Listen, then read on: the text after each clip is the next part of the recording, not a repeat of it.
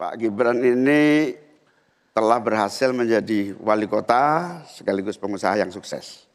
Bahkan berbagai proyek-proyek besar telah berhasil dibangun di Solo.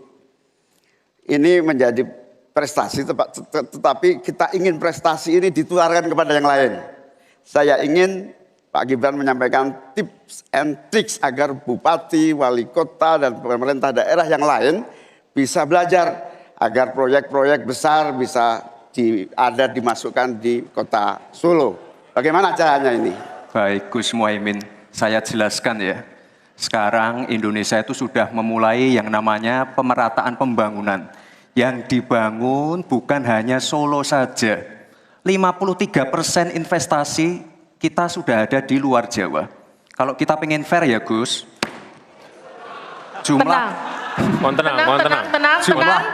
jumlah proyek, jumlah anggaran yang digelontorkan ke Solo sebelum saya jadi wali kota itu lebih besar. Saya tahulah ini arah pertanyaannya kemana, tapi yang jelas ini Gus, apa yang sudah dibangun, yang kita lihat bukan bangunan fisiknya saja, tapi kita lihat impact-nya ke warga. Bangun masjid menggunakan CSR dari Abu Dhabi. Impact-nya apa? UMKM kita sekarang melesat, wisata kita melesat. Kemarin waktu Idul Fitri, kunjungan wisatawan ke Solo melebihi Jogja. Itu impact-nya. Lalu kita lihat,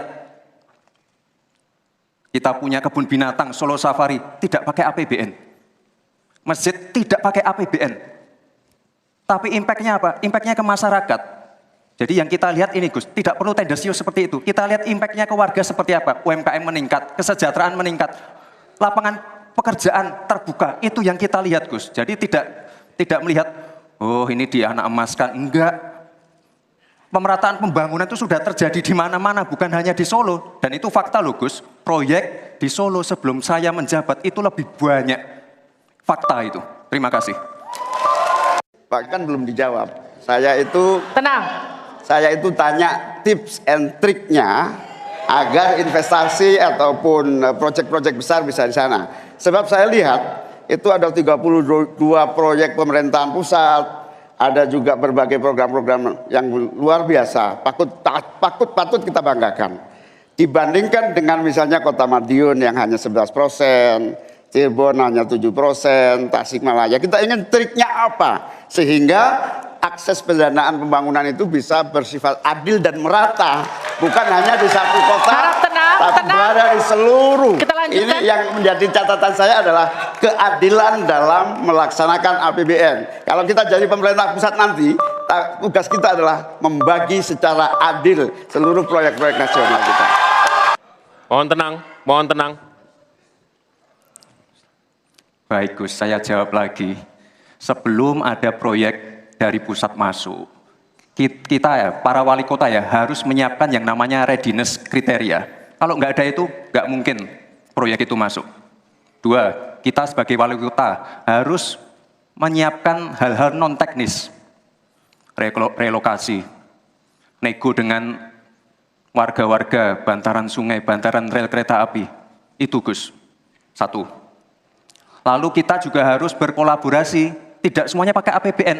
Ada yang pakai APBN plus APBD plus dibantu, saya sering dibantu Pak Ganjar, gubernur saya. Ini kolaborasi, jadi tidak semuanya APBN, ini kolaborasi, ada CSR juga, ada BUMN juga, ini kolaborasi. Dan sekali lagi sebelum itu masuk, kami para wali kota menyiapkan readiness kriteria, itu. Jadi ya saya kira ini cukup fair Gus.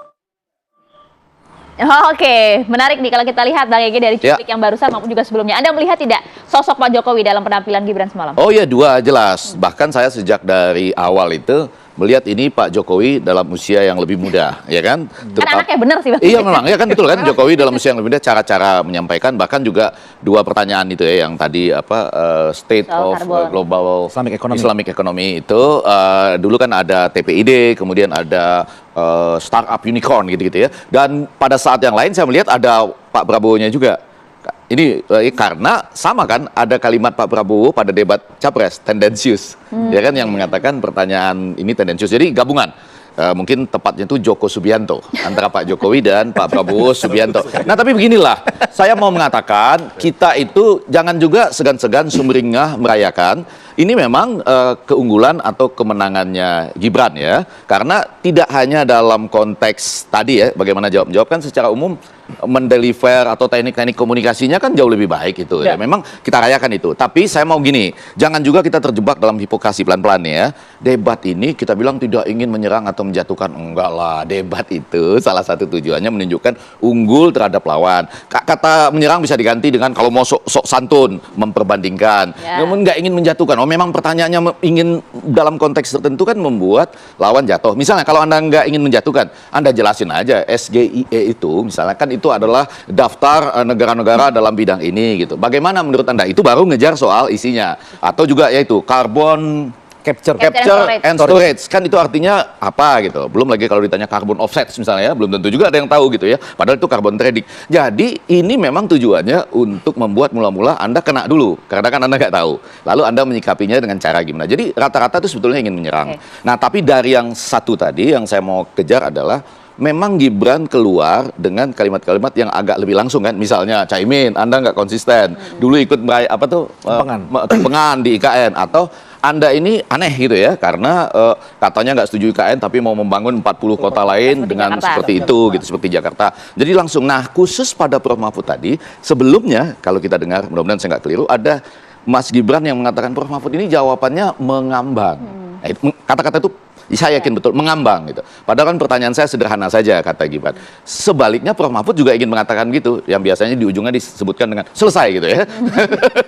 Prof Mahfud ingin mengatakan itu 23% dari PDB atau dari APBN. Pasti dari PDB ya. Begitu ya, pasti dari PDB. Tapi Anda bayangkan loh, hidup 23% dari PDB menderita betul itu.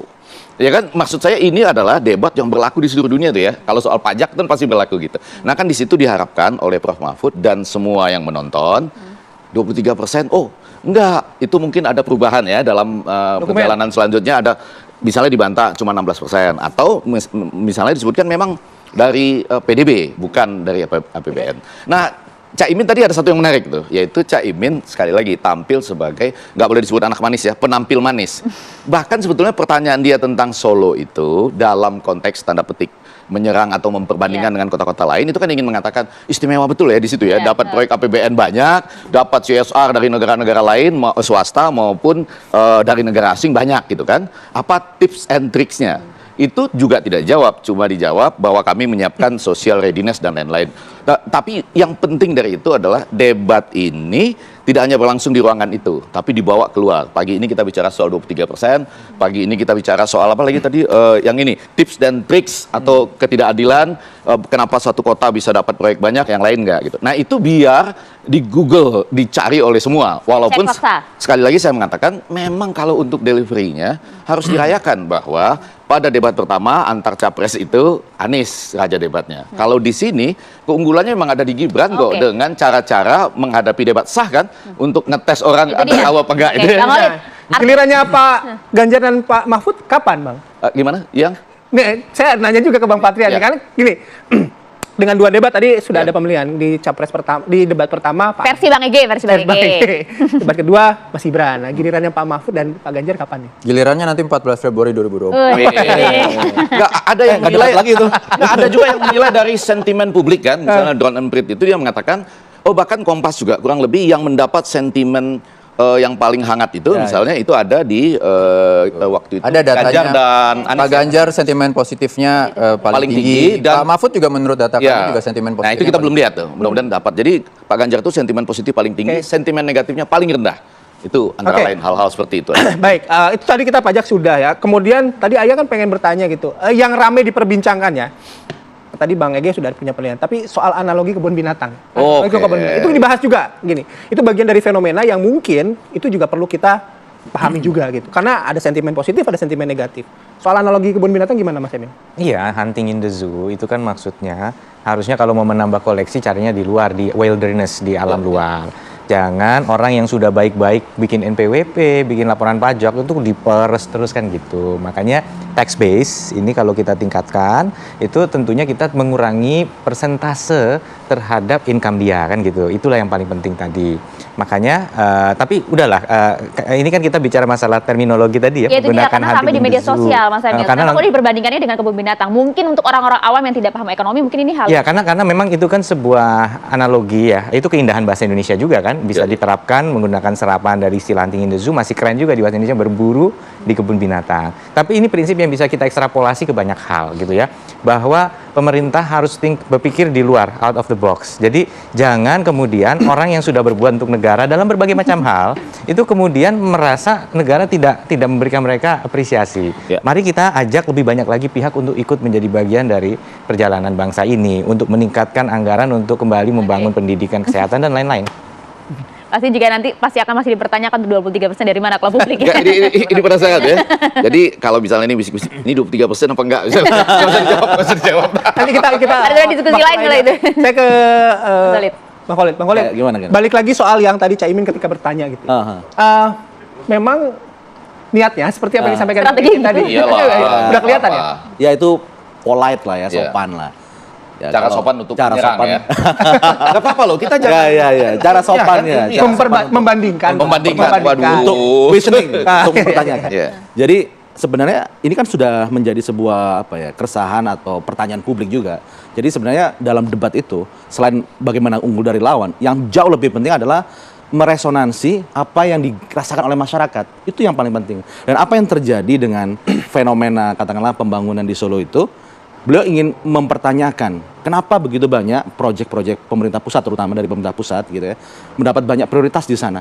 Diperbandingkan dengan kota-kota yang lain gitu.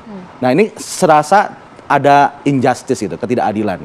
Dan dari sinilah kemudian masuk platform kebijakan ekonomi dari Amin. Apa kebijakannya? Berkeadilan itu tadi. Kalau kami nanti memimpin, kami akan membuat indikator yang jelas, kemudian melakukan policy yang adil dan sebagainya. Itu yang ingin ditekankan. Sehingga apa yang terjadi praktek saat ini itu perlu dikoreksi. Itulah perubahan, ya kan?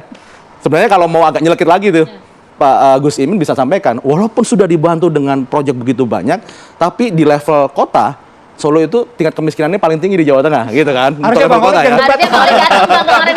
yang tapi saya harus jawab satu hal. Ya, pertama bahwa kenyataannya pertumbuhan ekonomi paling cepat, ya kan?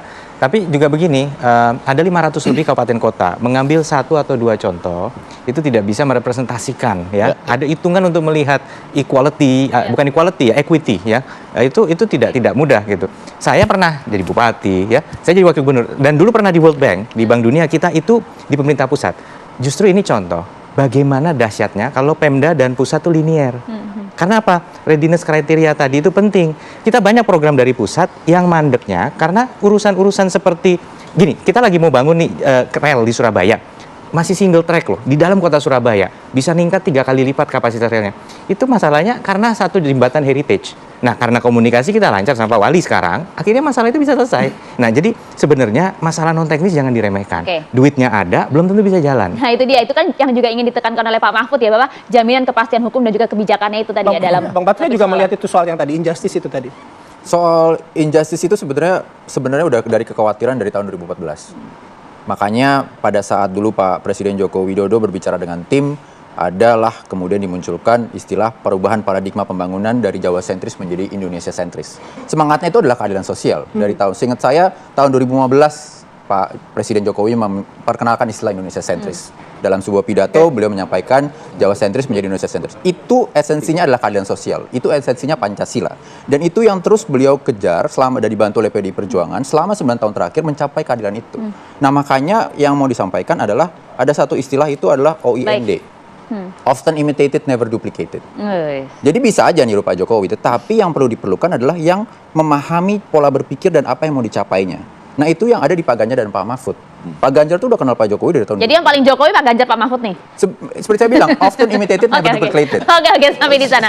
Terima kasih. Bang, mohon maaf nih Bang, mohon maaf. Enggak, saya cuma mohon maaf banget nih Ganjar Bang. sama Mahfud itu dia punya positioning yang luar biasa sebetulnya. Tadi kan Oke. pertanyaan Maria begitu, karena dia langsung ada kehangatan dari publik dan sentimennya paling rendah. Berbicara langsung masalah publik loh. Ya, Pinjol, makanya tanah terakhirnya rakyat. akhirnya bicaranya Ya, Itu dia. Di situ kekuatannya menjawab Maria tadi. Oke, Oke, baik, siap. nanti kita lanjut lagi di debat Mantap, berikutnya ya. Tapi terima kasih Bang Ege, makasih. Terima kasih, Mas Bang Walid, Ege. makasih. Mas Mas Emil, Emil, makasih. Mas Patria juga terima kasih. banyak. Oke, kami jeda, nanti masih ada beberapa informasi yang akan kami hadirkan sesaat lagi di Apa Kabar Indonesia Pagi.